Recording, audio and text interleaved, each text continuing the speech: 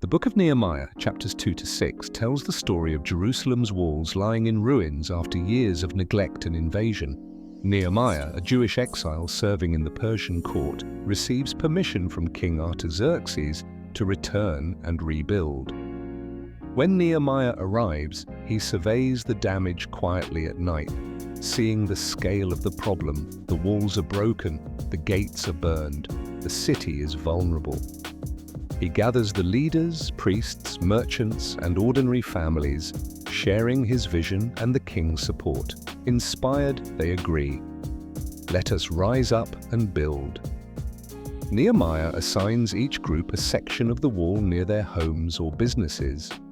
Families repair one gate, goldsmiths work on another, and priests rebuild a different stretch. Everyone works in parallel. Enemies mock, threaten, and try to halt the work. Nehemiah answers with confidence, posts guards, and keeps the team focused. Work continues despite constant pressure. This is a masterclass in stakeholder engagement, getting the right people involved, giving them clear ownership, and phased delivery, breaking a massive task into smaller, parallel phases to speed up completion.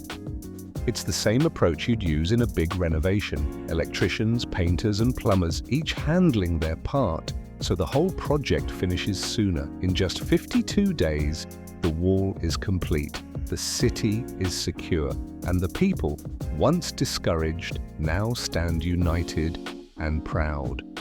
Would you want to be on Nehemiah's project team?